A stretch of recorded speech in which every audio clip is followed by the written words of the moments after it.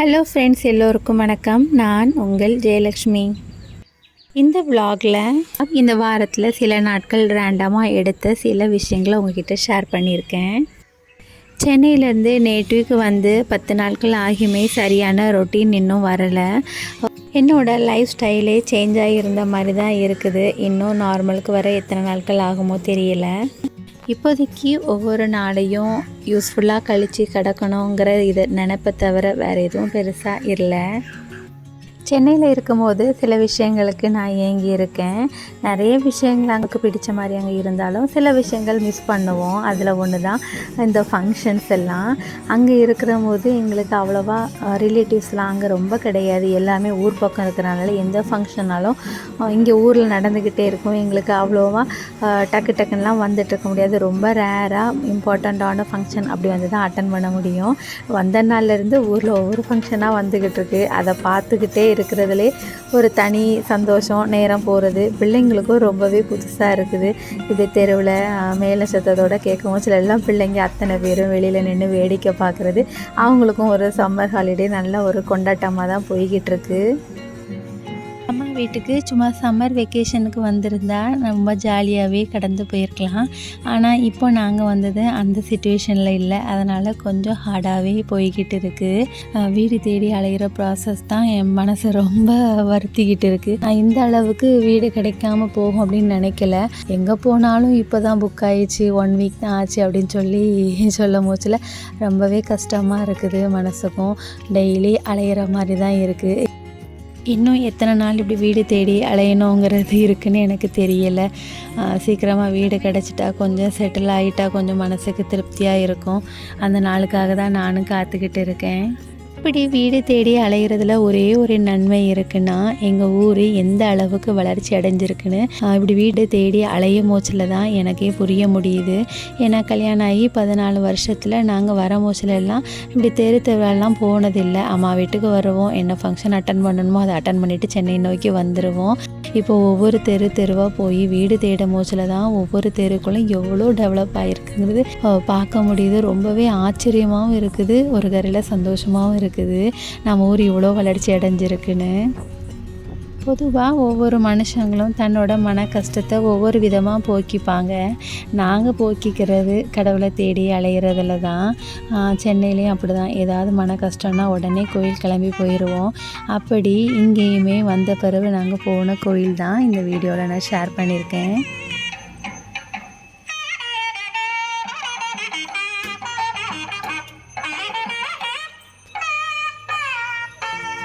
பொதுவாகவே சொல்லுவாங்க, ஒரு சில கோயில்களுக்கு போகணுன்னா நாம் ஆசைப்பட்டால் மட்டும் போதாது, அங்கே குடியிருக்கிற தெய்வம் ஆசைப்படணும் அப்படின்னு.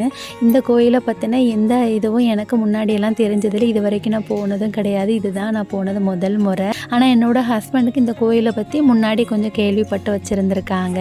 அவங்களுமே போனது கிடையாது.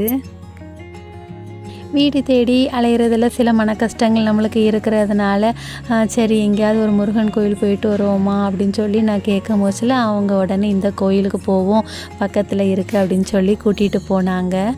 ரொம்பவே சந்தோஷமாக இருந்தது. அந்த கோயிலுக்கு போன மூச்சில் நடந்த சில விஷயங்கள் வந்து எனக்கு ஆச்சரியமாகவும் இருந்தது. கடவுள் வந்து நம்ம கூட இருக்கிறாங்க. ஏதோ சில காரணங்களால் நமக்கு சில கஷ்டங்கள் வருதுங்கிறது மட்டும் எனக்கு புரிஞ்சிக்க முடியுது. ஏன்னா அங்கே உள்ள முருகப்பெருமான் நினச்சிருக்காட்டா நாங்கள் கண்டிப்பாக அந்த கோயிலுக்கு அன்றைக்கி போயிருக்க முடியாது.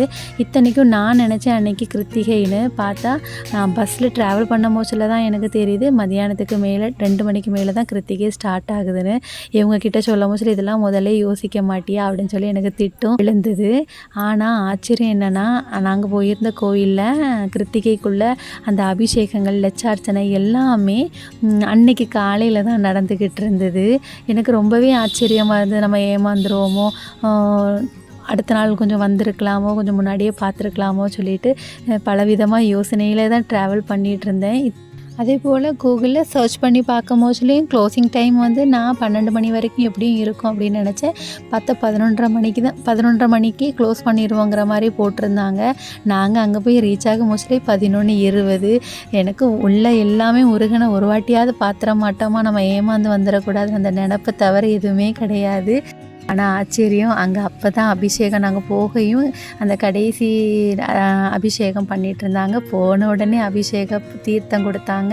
நாங்கள் வந்து இங்கேருந்து போகும்போது எங்களுக்கு ஒரு 3/4 மணி நேரம் ட்ராவல். ஆனால் ஒரு 1/2 அன் ஹவர் நாங்கள் பஸ்ஸே கிடைக்காம காத்துட்டு இருந்து நாக்கெல்லாம் வறண்டு போச்சு. போன உடனே முருகனை பார்க்குறதுக்கு முன்னாடியே வழியிலேயே மோர்லாம் கொடுத்தாங்க. அதெல்லாம் குடித்து மனசையும் உடம்பையெல்லாம் குளிர்விச்சிட்டு தான் முருகப்பெருமான் மூலவரை வந்து பார்க்க போனோம். நல்ல தரிசனம். அங்கே லட்சார்ச்சனை நடந்துட்டு இருந்தது அந்த டைமில். அதனால் கொஞ்ச நேரம் முருகப்பெருமான் முன்னாடி நல்லா அமர்ந்திருந்து தரிசனம் பார்த்துட்டு வந்தோம். ரொம்பவே சந்தோஷமாக இருந்தது. அதோட அன்றைக்கி ஸ்பெஷல் பூஜை யாரோ கொடுத்துருப்பாங்க போல். பிரசாதத்துக்கும் குறைவே இல்லை. வயிறும் நல்லா நிரம்பிச்சு. கோயிலெல்லாம் சுற்றி பார்த்தோம். ரொம்பவே அழகாக இருந்தது. அப்படி இந்த இயற்கை எழிலோடு அமைஞ்சிருக்க கோயில்னு தான் சொல்லலாம். அவ்வளோ அழகு. தெப்பக்குளம் 2 தெப்பக்குளம் இருந்தது. இந்த தெப்பக்குளம் வந்து சரவண பொய்கைன்னு அழைக்கப்படுதான். இந்த கோயிலோட சிறப்புகளை நான் போயிட்டு வந்த பிறகு தான் பார்த்தேன். ஓம்ங்கிற வடிவில் தான் இந்த கோயில் அமைஞ்சிருக்கு. இங்கே வந்து வள்ளியை திருமணம் முடிச்சுட்டு முருகப்பெருமான் இங்கே தான் வந்தாங்களாம். அதனால் இந்த ஊர் பேரே வள்ளியூர் அப்படின்னு சொல்லிட்டு வச்சுருக்காங்க. இந்த கோயிலோட இன்னொரு ஸ்பெஷல் என்னென்னா, இந்த கோயில் வந்து குடவரை கோயில். ஒரு பெரிய மலை குகையை வந்து குடஞ்சி அதுக்குள்ளே தான் சன்னதி இருக்குது. சுற்றி உள்ள ஏரியாக்களை பார்த்தாலே தெரியும், அங்கங்கே சின்ன சின்ன குன்று மாதிரி மலைகள் இருக்குது. இதுவும் ஒரு மலையை குடஞ்சி தான் செஞ்சுருக்காங்க அந்த காலத்து மன்னர்கள். ரொம்பவே அழகாக இருந்தது. பார்க்க வேண்டிய கோயில். ரொம்ப நல்ல தரிசனத்தோட, மன நிறைவோட, வயிறு நிறைவோட அன்னைக்கு வீட்டுக்கு வந்தோம். பொதுவாக எங்கள் சைடில் ரொம்ப ஃபேமஸ் திருச்செந்தூர் முருகப்பெருமான் கோயில் தான். சின்ன வயசுலேருந்து நாங்களுமே அங்கே தான் போவோம். ஆனால் இப்போ எல்லாம் அங்கே நம்ம போன உடனே சுவாமி மூலவரெல்லாம் பார்க்க முடியாது. அதுக்குன்னு நிறைய நேரம் க்யூவில் நின்று டிக்கெட் எடுத்து அந்த மாதிரி தான் போக வேண்டியிருக்கு. திருச்செந்தூரில் எப்படி இருக்காங்களோ முருகப்பெருமான், அதே கோலத்தில் தான் இந்த கோயிலில் இருக்கிறதா சொன்னாங்க. அதனால் திருச்செந்தூர் போயிட்டு வந்த ஒரு ஸ்பெஷல்னே சொல்லலாம். கூடிய சீக்கிரம் அங்கேயும் போகணுன்னு தான் முருகப்பெருமான்கிட்ட வேண்டியிருக்கோம். அதுக்கும் ஒரு நேரம் காலம் அவர் குறித்து வச்சுருப்பார். அந்த நேரத்தில் போய் அவரை தரிசிச்சுட்டு வரணும்.